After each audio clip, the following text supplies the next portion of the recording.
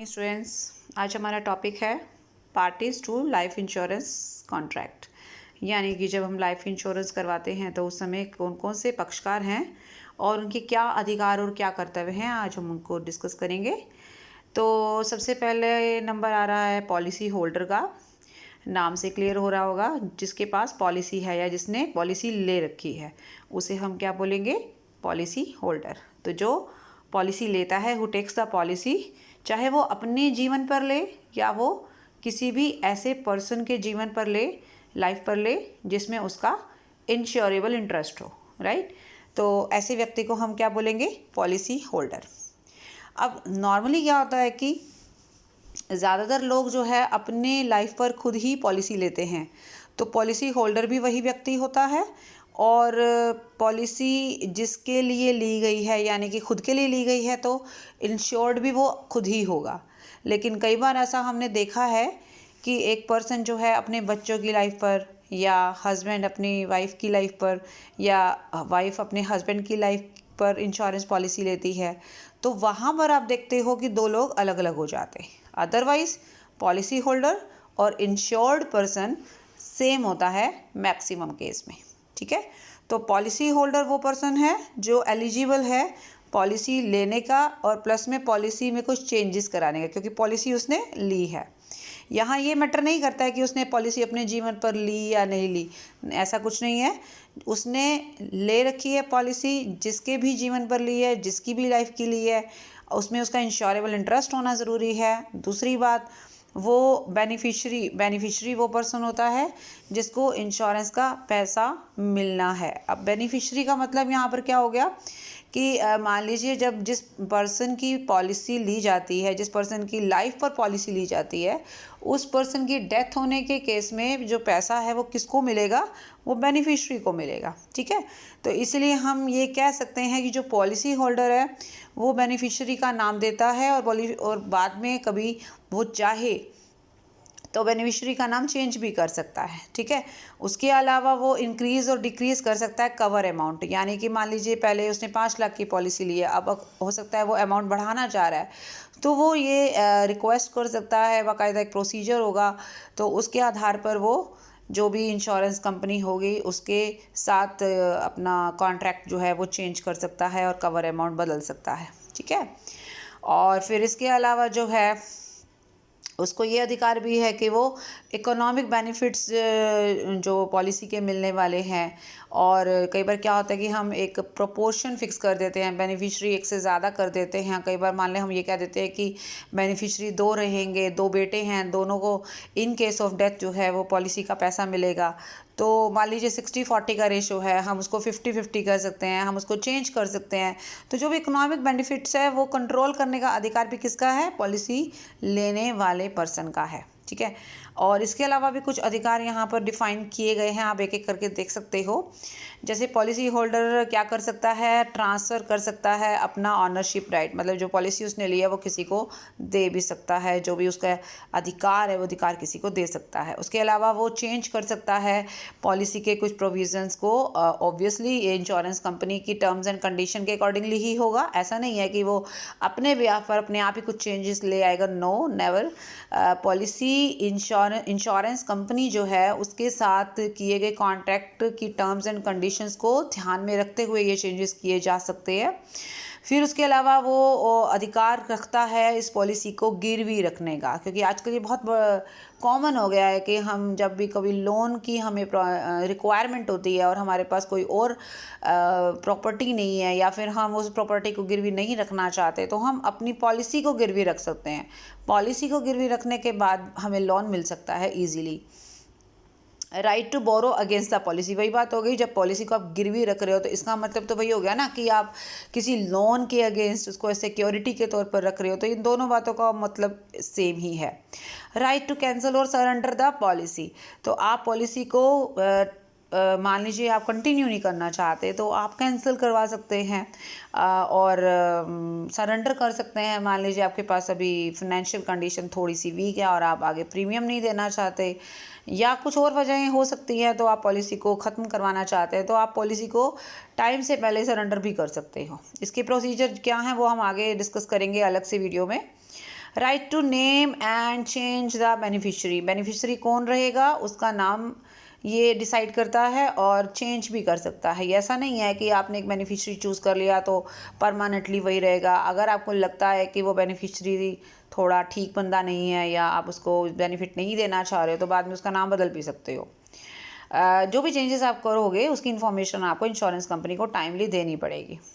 Right to decide the manner in which death और survival proceeds will be received, मतलब वो ये decide कर सकता है कि मुझे जो है डेथ के समय या जो भी मैच्योरिटी के समय पैसा किस फॉर्म में चाहिए। ठीक है, तो ये हो गए उनके अधिकार। अब बात करते हैं ड्यूटीज़ की। पॉलिसी होल्डर की ड्यूटी यही है कि टाइम पर प्रीमियम देना है, कुछ भी चेंजेस हैं तो वो टाइमली बताना है, बेनिफिशरी का नाम बताना है, इंश्योरेंस कंपनी को जो है वो कोई भी चेंजेस आने हैं तो वो बताने हैं, जब भी डेथ होती है जिसकी लाइफ का इंश्योरेंस करवाया जाता है उसके बारे में इंफॉर्मेशन देना है। हाँ, अगर वो खुद ही है बंदा, खुद ही अपनी लाइफ पर इंश्योरेंस पॉलिसी उसने ले रखी है तो ऑब्वियसली उसकी डेथ के समय तो उसके जो बेनिफिशरी होगा वही इंश्योरेंस कंपनी को इन्फॉर्म करेगा। अब दूसरा जो पर्सन आ रहा है, जो दूसरी पक्षकार आ रहा है, वो है लाइफ इंश्योर्ड। थोड़ी देर पहले मैंने आपको यही बताया था कि आप पॉलिसी अपनी लाइफ पर भी ले सकते हैं और आप उस पर्सन की लाइफ पर भी ले सकते हो जिस पर्सन के साथ आपका इंश्योरेबल इंटरेस्ट रहेगा। ठीक है, तो अगर ये दो अलग अलग लोग हैं तो लाइफ इंश्योर्ड को आप एश्योर्ड को आप अलग पर्सन मानोगे, और अगर पॉलिसी होल्डर और लाइफ एश्योर्ड एक ही पर्सन की है तो फिर तो आपको एक ही में सारी बातें बतानी पड़ेंगी। तो लाइफ एश्योर्ड का मतलब यहाँ है ये कि वो पर्सन जिसकी लाइफ पर इंश्योरेंस लिया गया है। ठीक है, तो लाइफ का जिसका इंश्योरेंस हुआ है तो जो भी कंपनी है जो इंश्योरेंस कर रही है तो वो कुछ क्वेश्चंस रखेगी किसके आगे, उस इंश्योर्ड पर्सन के आगे, चाहे वो इसकी हेल्थ से रिलेटेड है, उसकी मेडिकल हिस्ट्री है, एज है और बहुत सारी चीज़ें हैं। तो आपको सारी बातें बहुत ही ईमानदारी से रिवील करनी है, बतानी है।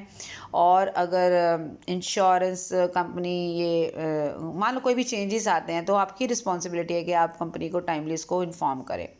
ठीक है, जैसे मान लो आपका कुछ जॉब चेंज हुआ है, आपकी हेल्थ में कुछ चेंजेस आए हैं, कोई एक्सीडेंट हुआ है या कुछ और मेजर प्रॉब्लम हुई है तो you will have to inform insurance company about these changes.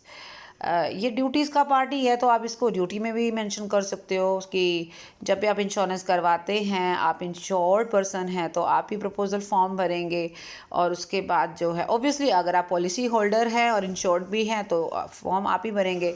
और मान लीजिए अगर आपका इंश्योरेंस करवाया जा रहा है लेकिन कोई और ले रहा है तो पॉलिसी जो ले रहा है वो इस तरीके से फॉर्म फिलअप करेगा।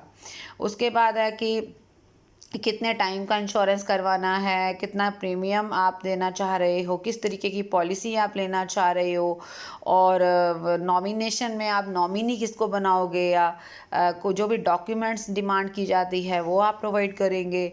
और पॉलिसी का जो भी कॉन्ट्रैक्ट है उस कॉन्ट्रैक्ट की टर्म्स एंड कंडीशंस को आप ध्यान से देखेंगे, क्योंकि बाद में आप डिनाई नहीं कर सकते ना कि मुझे तो पता नहीं था या मैंने तो ये टर्म देखी ही नहीं, मैंने तो ये कंडीशन पढ़ी ही नहीं।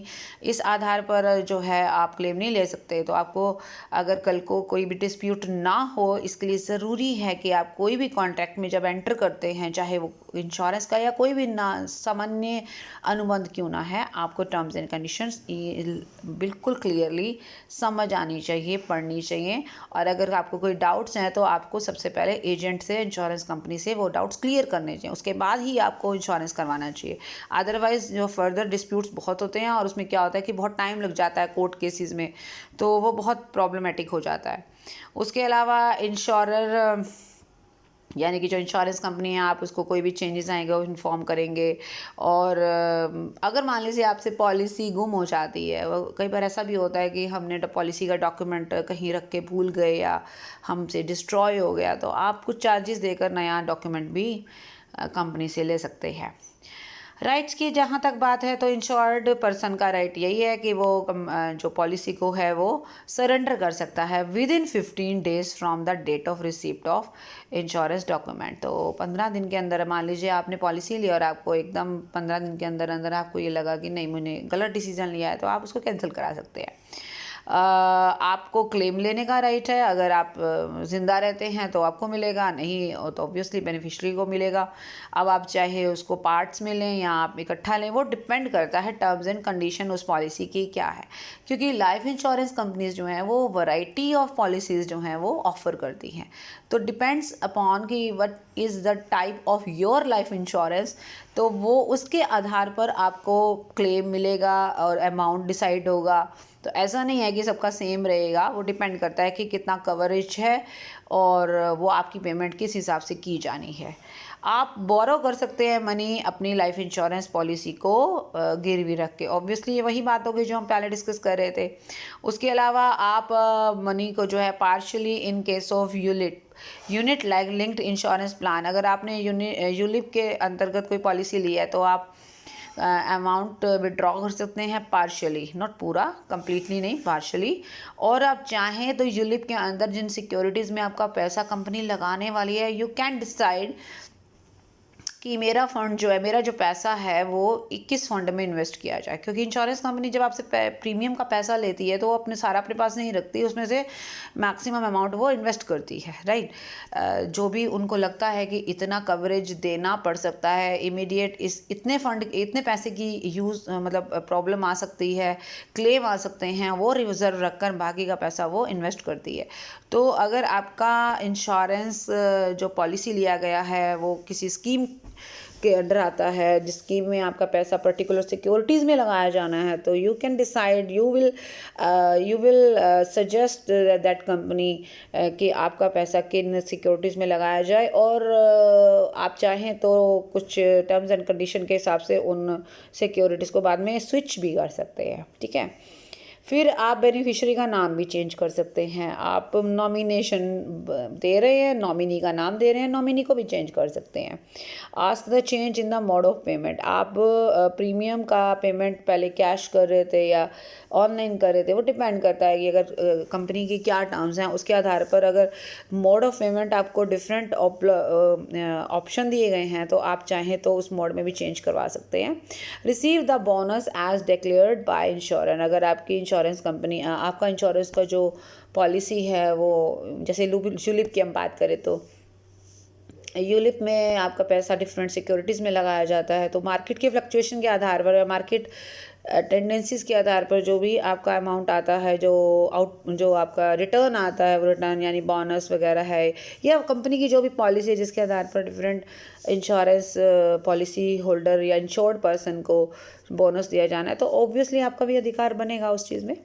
तीसरा जो पर्सन आ रहा है वो है पेयर। अब पेयर कौन है? जो प्रीमियम दे रहा है। तो नॉर्मली क्या होता है कि लाइफ इंश्योरेंस पॉलिसी होल्डर और इंश्योर्ड और पेयर तीनों लोग मैक्सिमम केसेस में सेम होते हैं, लेकिन अगर ऐसा नहीं है तो डेफिनेटली ये लोग अलग होंगे। तो इसमें पॉलिसी होल्डर जो होगा वही पेयर होगा और इंश्योर्ड पर्सन दूसरा हो सकता है, ठीक है। तीनों एक भी हो सकते हैं, अदरवाइज दो हो सकते हैं, ठीक है।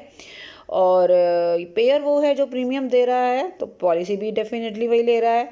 अब अपनी लाइफ पे ले रहा है या किसी और की लाइफ पे ले रहा है, वो तो डिपेंड करता है उस समय क्या सीन है।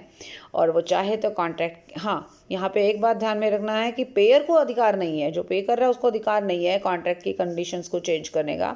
हालांकि जब हम पॉलिसी होल्डर के टाइम पे पढ़ रहे थे तब वहाँ पर ये क्लियर था कि हम जो है कॉन्ट्रैक्ट की कंडीशन में चेंज कर सकते हैं।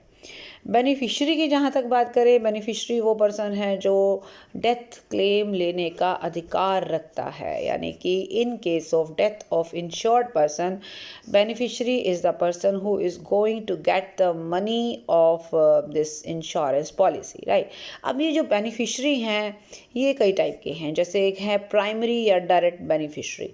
अब प्राइमरी बेनिफिशियरी वो है जिसको पैसा मिलना है, तो ये अगर मतलब कुछ नहीं मेंशन किया गया तो उसका मतलब वो पर्सन प्राइमरी ही है ना। एक होता है स्पेसिफिक प्राइमरी और डायरेक्ट बेनिफिशियरी का मतलब समझ में आ गया। प्राइमरी बेनिफिशियरी जिसने पेमेंट लेनी है, लेकिन मान लीजिए अगर प्राइमरी बेनिफिशियरी भी अलाइव नहीं है, वो जिंदा नहीं है, तो इन दैट केस कंटिजेंट बेनिफिशियरी का नाम मेंशन किया गया होगा। तो कंटिजेंट बेनिफिशियरी को पैसा सिर्फ तभी मिलता है जब मेन बेनिफिशियरी जिंदा नहीं है, यानी अलाइव नहीं है, ओके।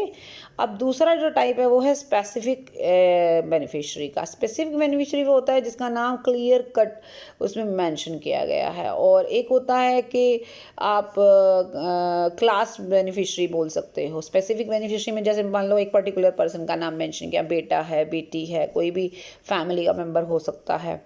क्लास बेनिफिशियरी का मतलब एक से ज़्यादा लोग हैं, जैसे मान लीजिए 4 बच्चे हैं, चारों को बेनिफिशियरी कह दिया, उनके उनके रेशो फिक्स कर दिए कि किस बच्चे को कितना पोर्शन मिलेगा, तो उसे हम क्लास बेनिफिशियरी कह सकते हैं।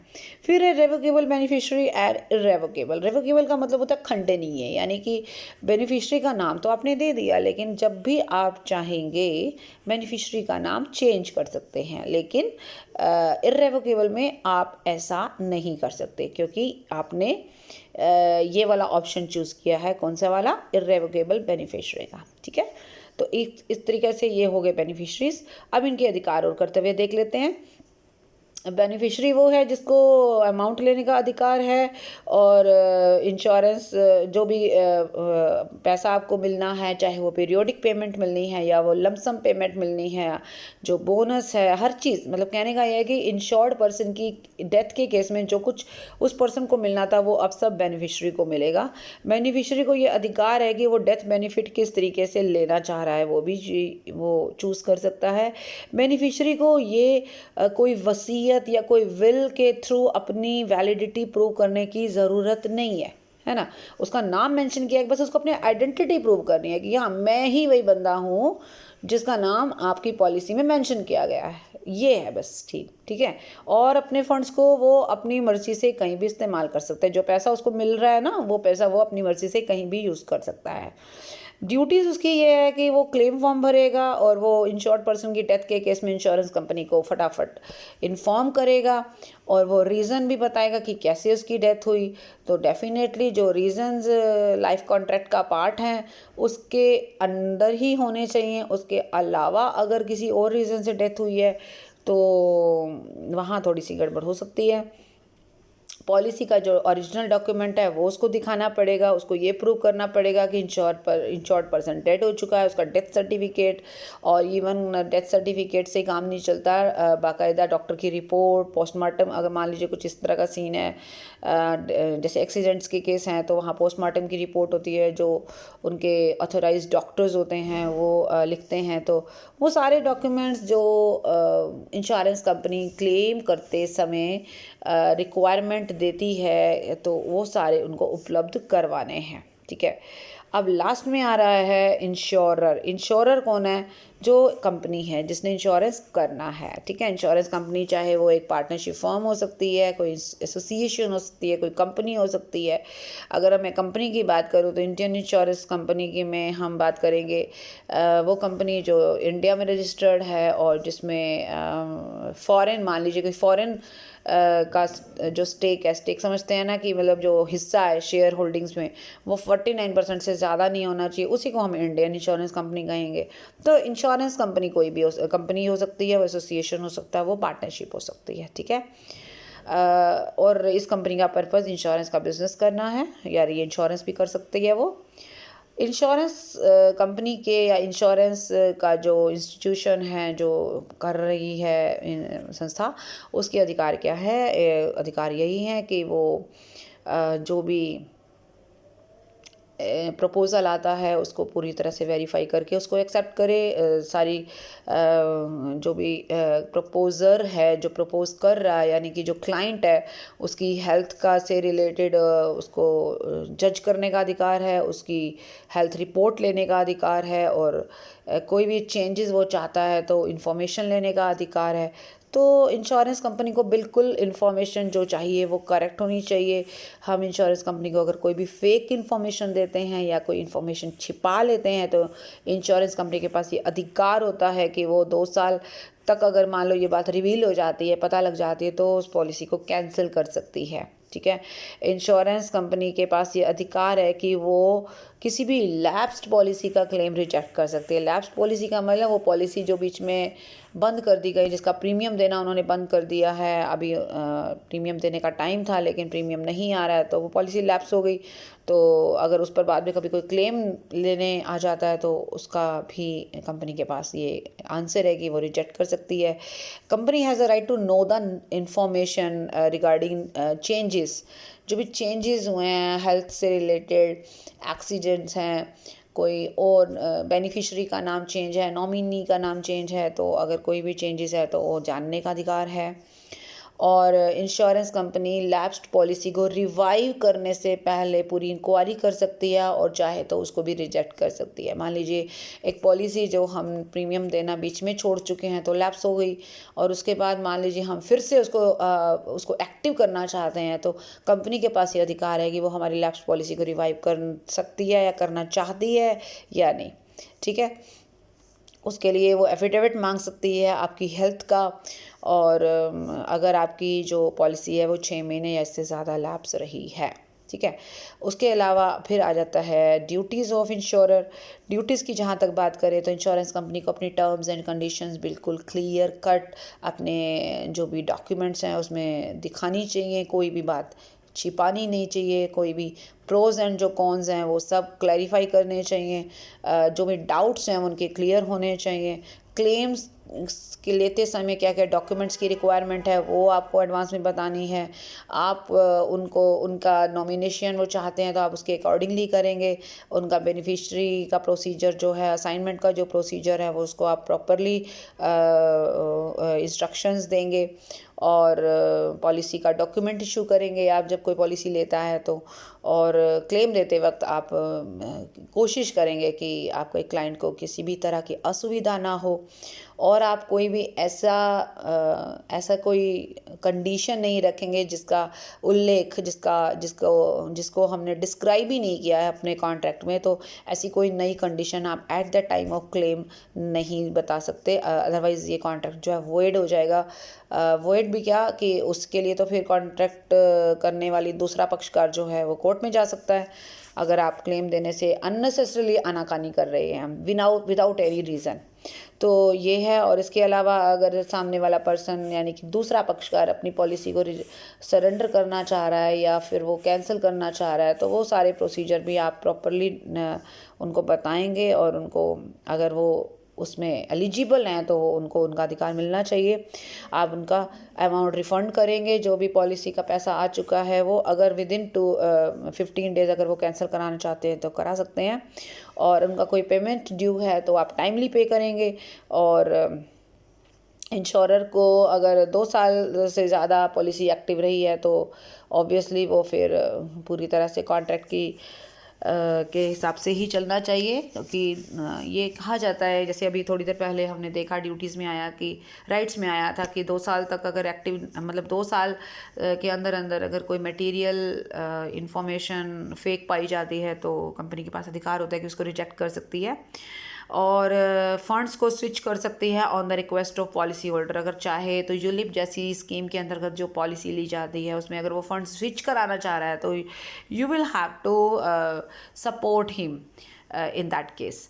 सो ये था हमारा आज का वीडियो जिसमें हमने डिफरेंट पक्षकार के ऊपर अपनी एक रोशनी डाली, और उसमें देखा कितने तरह के लोग इन्वॉल्व हैं इस इंश्योरेंस के बिज़नेस में कह सकते हो आप, क्योंकि जो कॉन्ट्रैक्ट किया जाता है वो 2 लोगों में कम से कम होता है। तो 2 लोग कौन कौन से हैं, अब यहाँ पे तो हमने बल्कि 5 लोगों का डिस्कशन किया, तो वो डिपेंड करता है ना वो सरकमस्टांसेस क्या थे। So that's all for this video. Next video में हम और कुछ नई जानकारी लेकर आएंगे, तब तक take care and bye bye.